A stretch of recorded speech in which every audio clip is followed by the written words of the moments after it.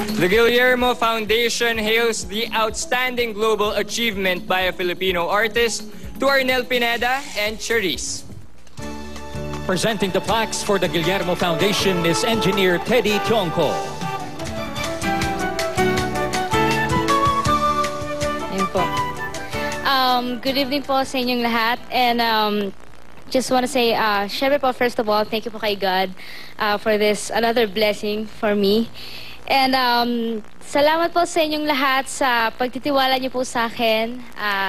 Sa pagbibigay po ng award na to sa akin, isa na naman po to sa most memorable moment po para po sa akin.